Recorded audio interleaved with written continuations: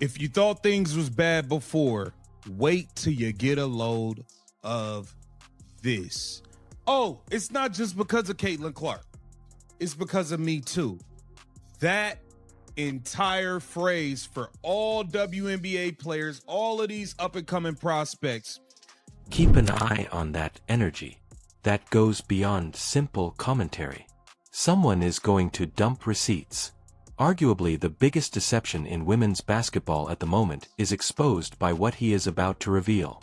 The story you've been hearing for months simply collapsed. So, we've heard for so long now, oh, the Caitlin Clark effect isn't real. Oh, no, it's just, she's not that. It's everybody. Everybody is the reason that the game is growing. It's not just her. We heard the Andrea Carters getting on TV lying to us for God knows how long.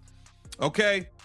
And now, the proof is starting to show. While everyone was busy claiming that it wasn't only Caitlin Clark but all of these players, let's discuss what actually transpired. Quietly, the figures were revealing an entirely different picture. We are witnessing the reality in real time now that Caitlin has been out of collegiate basketball for 2 years. This is what no one wanted to acknowledge. The month of March 2024 was unusual. During March Madness, the average attendance for Iowa women's basketball games was 16,000. Pre-game shootarounds in sold-out arenas attracted larger audiences than some teams' actual games. More than 18 million people watched the championship game. That growth wasn't typical. The Caitlin Clark impact was that. Now, I hate that. Now, you guys saw UCLA head coach come out and say, hey, no media is even coming to the games. Guys, they're not even averaging 800 people per game anymore. They are below what it was in 2023. Now in 2020. Now consider our current situation in 2025. The number of spectators in Division I women's college basketball games is not exceeding 800. Not 8,000. 800. Take a moment to consider that. Lauren Betts, a probable first overall draft pick, is from UCLA. They are among the top 5 in the country. Even though they are a serious contender for the national championship and are playing in one of the nation's largest media markets, Los Angeles, they are unable to draw an average of 5,000 spectators. The head coach publicly declared that their games are no longer even covered by the media. People don't even really watch the videos like that. I'm telling you, I make women's college basketball videos, bro. I cover Malaysia for Wiley, Hannah Hadog, all these people. Y'all not really checking for that. I do it knowing y'all not checking for it. The ratings across the television networks for women's college basketball is down across the board. To not be able to sell more than 800 tickets per game for Division I is nasty work. It's nasty. And it gets worse because attendance isn't the only factor. It concerns the entire ecosystem that was meant to continue existing after Caitlin departed. Do you recall all the articles discussing how women's basketball had at last achieved success? How might the sport never return after reaching a tipping point? Every major network is seeing a decline in women's college basketball television ratings.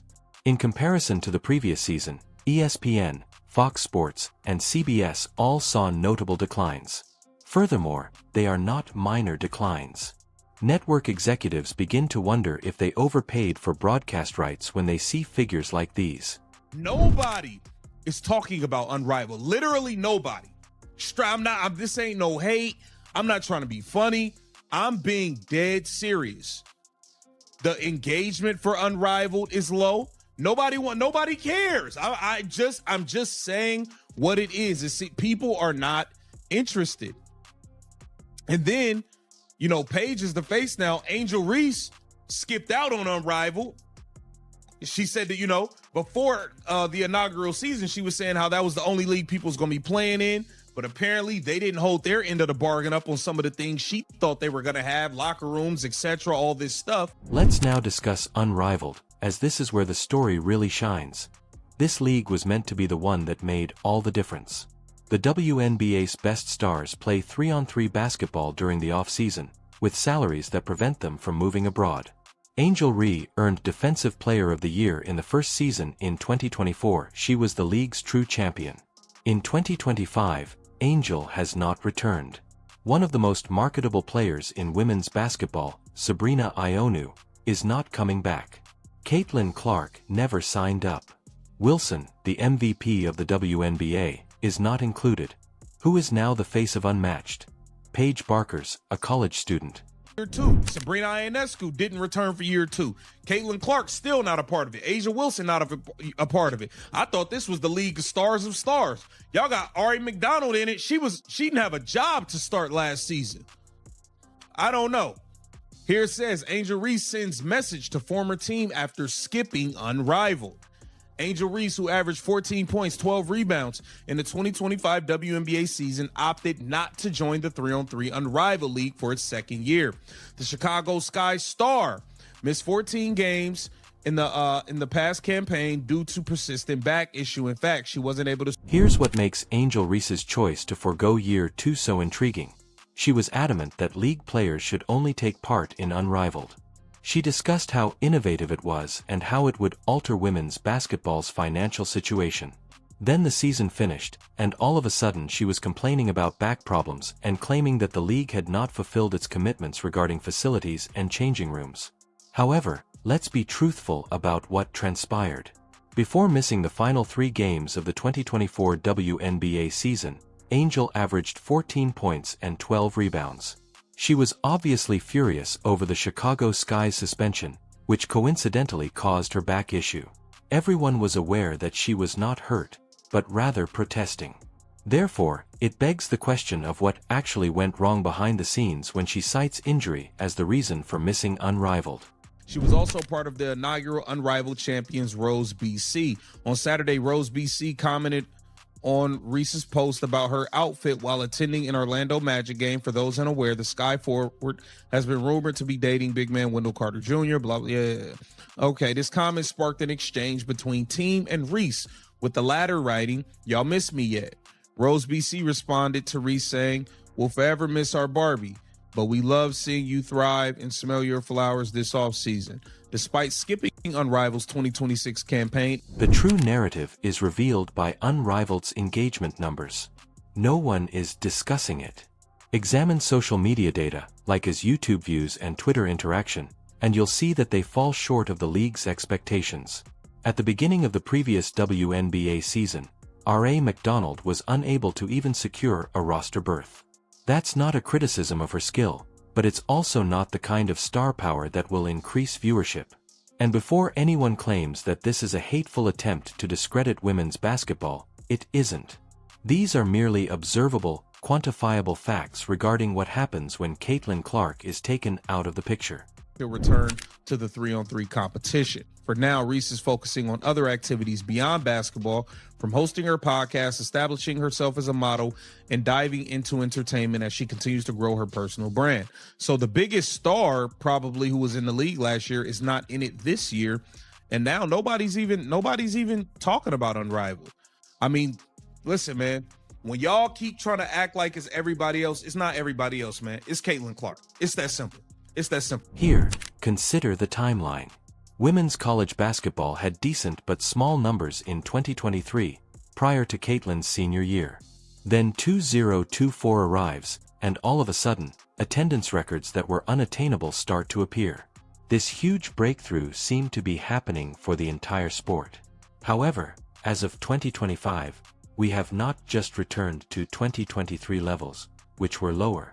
Teams that, given their rankings and talent, ought to be drawing large crowds are unable to fill their arenas. The majority of seats at games that ought to be major events are vacant. The media attention that erupted in 2024 has subsided. The elephant in the room needs to be addressed. For months, pundits and commentators told us that women's basketball had undergone a fundamental transformation, that it wasn't just about Caitlin Clark, that the development was organic, that it was about all these incredible athletes, and that this was the new normal. On TV, Andrea Carter and others frequently stated that giving credit to Caitlin was demeaning to everyone else who helped the sport flourish. They claimed it was simplistic and disregarded the contributions of players like Angel Reese, Breanna Stewart, A.A. Wilson, and the entire generation of celebrities who laid the groundwork. Look, that foundation argument has some merit. A Caitlin Clark phenomena would not be possible without the decades of prior labor. Players who competed in almost empty gyms, who campaigned for better conditions, who proved the talent level was there. They absolutely deserve credit for building the infrastructure that made. However, this is the unsettling reality that no one wanted to publicly acknowledge. The impetus was Caitlin Clark. She was the extraordinary talent that brought women's basketball to the attention of the general public in a manner never seen before. Her ability to perform in the most important situations, her swagger, her court vision, and her logo 3. Something unique was produced by that mix, and the evidence is in front of us. The numbers fell apart as soon as she graduated from college. Engagement vanished as soon as she was unrivaled and not playing. It's not a coincidence. That is an example of cause and effect. Now that Caitlin is still playing in the WNBA, things are a little different. During her debut season, she attracted unprecedented attention to the Indiana Fever by drawing large crowds to her games. However, you could still see the difference there. In terms of viewership, the games she participated in and those she did not were completely different. For those who actually care about women's basketball, this is why the situation is so upsetting. There was a desperate attempt to seem as though everyone was treated equally, rather than recognizing Caitlin's special influence and deliberately developing around it. And in any sport, celebrity power doesn't operate that way. The NBA doesn't act as though each player has an equal impact. They sell in accordance with their knowledge that LeBron James and Steph Curry generate ratings in ways that most athletes do not. The NFL is aware that Patrick Mahomes has greater promotional value than the typical quarterback. It's not impolite, that's the truth. However, there was a concern in women's basketball that acknowledging Caitlin's uniqueness would somehow devalue everyone else.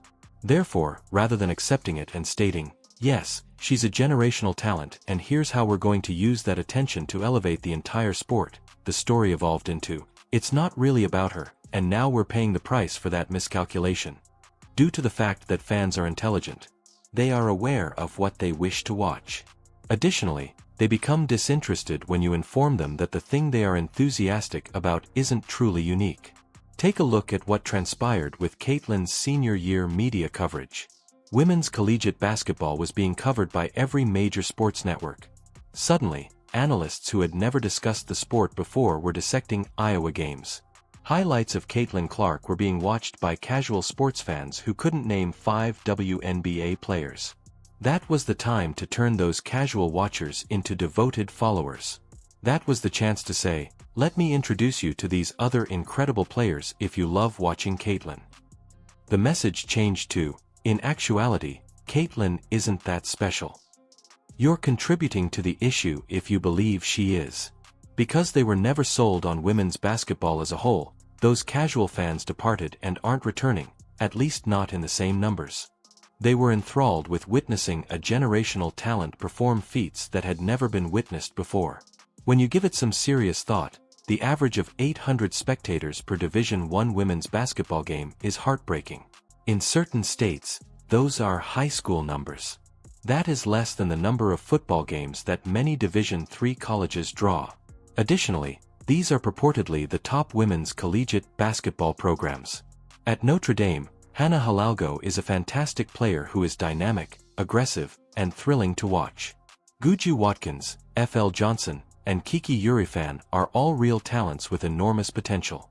However, no one is watching the videos that cover them. Crowds aren't attending the games. It is not their fault that the ratings aren't there. They are competing in a setting where casual fan interest has vanished.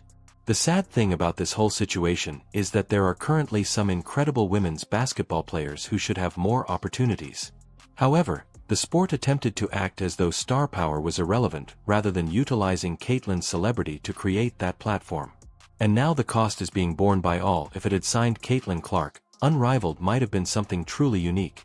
Imagine her, A.A. Wilson, Angel Reese, Sabrina Ionesco, and Breanna Stewart participating in that league. That basketball game would have been a must-watch. Rather, the engagement shows that they have a roster that most casual fans are unaware of. What comes next is the question at hand.